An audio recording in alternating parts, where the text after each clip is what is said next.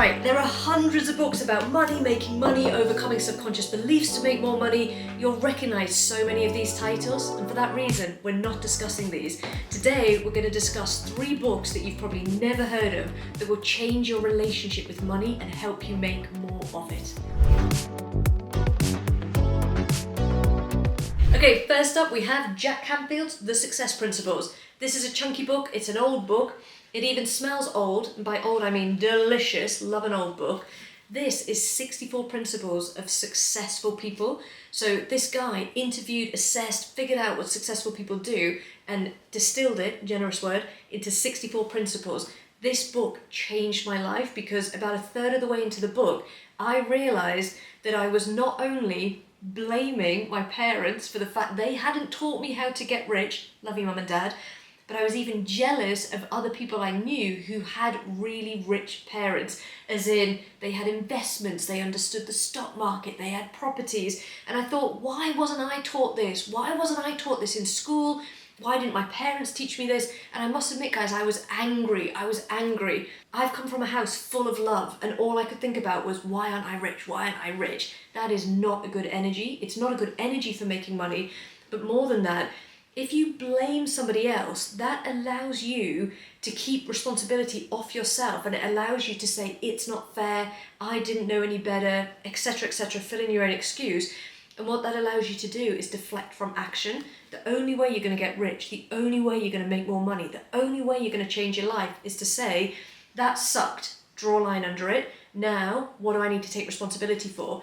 At the time I read this, guys, I was in £100,000 worth of debt. Before I read it, it wasn't my fault.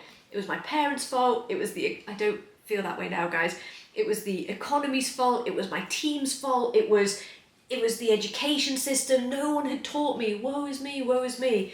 By the time I read the book, I finished up and I said, wow, I did that. And I started to take radical responsibility for my life. The other thing I learned in this book is that if you can't celebrate somebody else having the result, you will never ever be able to hold the result in yourself. Because if you're jealous of somebody else or you're envious of somebody else, what you're revealing to yourself is you believe that they can have it and you can't have it. If you saw someone with the result and thought, wow, it's possible, then you would believe it was possible for you and you'd be taking different action. This brings me on to the second book, and this was recommended to me. This is called Rich as F-U-C-K by Amanda Frances. Guys, you've got to read this book. This is such a good book. If this book is the reality of what it takes to succeed, this book is evidence that it's possible. This woman makes $800,000 a month, $1 million a month, and she talks in the book about the reality of the mindset that you need to build, and her mindset was different to my mindset when I started reading this book. The thing is, if you want to make more money, you've got to think thoughts that rich people have. You've got to think thoughts that people who make more money than you have. So I was reading this book, and any of these books I read, I'm always thinking, what are they thinking? What thoughts are they repeating? What do they believe to be true? And until I believed for myself that it was possible to make 20k a month, 50k a month, 100,000 a month, I just took her belief.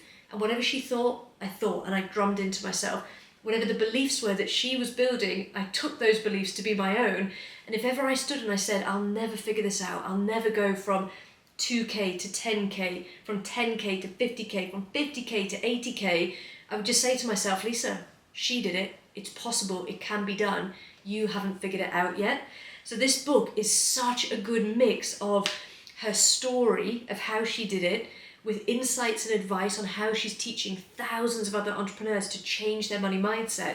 But the best thing about this book, the thing that you cannot skip, even if you listen on audio and you have to pull the car over in the car park, you cannot skip the questions. One of the things she says in this book is you can have anything, but you have to decide what you want. And so one of the questions she asks you to literally pull over, stop, get a pen and paper and answer is, what the F do you MF want? What the F do you MF want?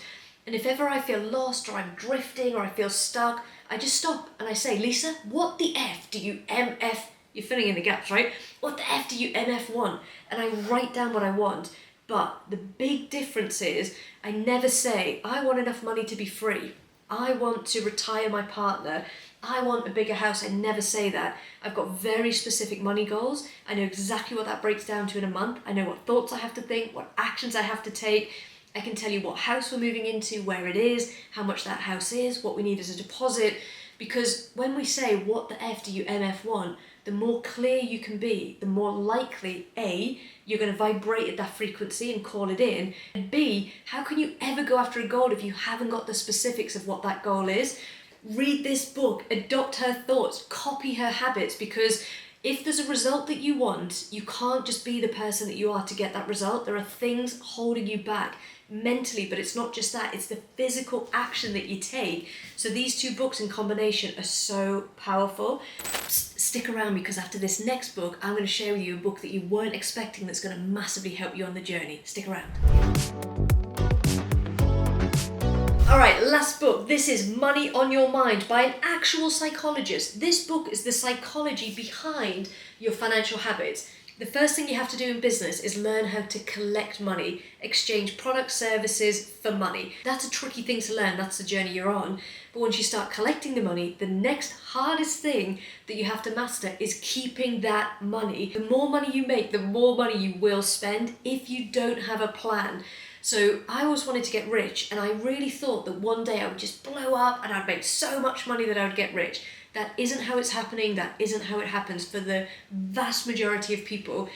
People get rich because they earn money, and then that money they put to work and it works for them, and they allow the compound effect to kick in over time. The compound effect, for instance, is you take some money, say £100 a month, £500 a month, and you invest it in, for example, an index-linked fund in a stock exchange, the FTSE, for example, and then every year that money grows by 8%. And then that growth, that bigger pot, then grows by 8%, then another 8%. That's like the average return in the stock market.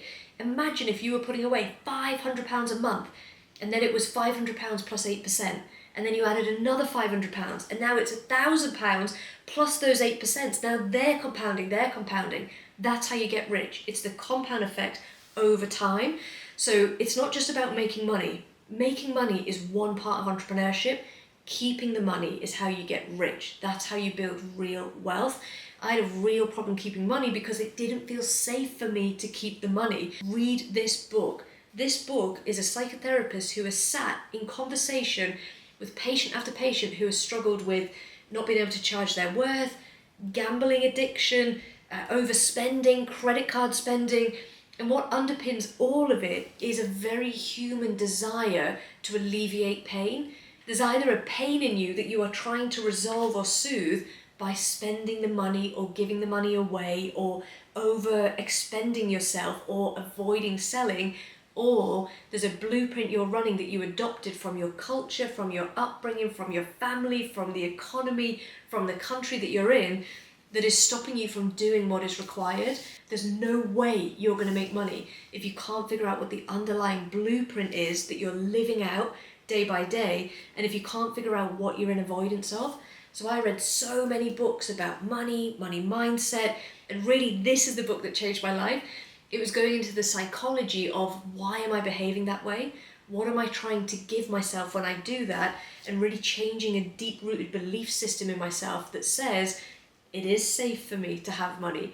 It's safe for me to make money, and getting rich is freaking mint. If you're looking for something that's going to help you on the journey and make you feel better about what you're going through and realize that what you're going through is normal and all entrepreneurs walk the path you're about to walk, check this out. This is the first book I ever wrote. It's the journey of what it took for me to uncover my purpose, change my life, and actually make a living doing what I love.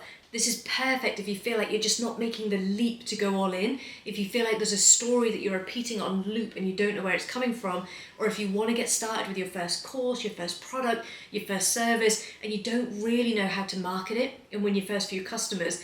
This book is the truth. It will tell you step by step how to do it. It's honest, it's brutal, it's really comforting. I will warn you though, everyone said to me that when they start it, they can't put it down. So do not start reading this at 10 o'clock at night. It'll be too late and you won't go to bed. Let's build a library of the best books on money. In the comments below, recommend the #1 book you think people should read, the best book you've read about money mindset, making money, and which of these 3 books are you going to read next?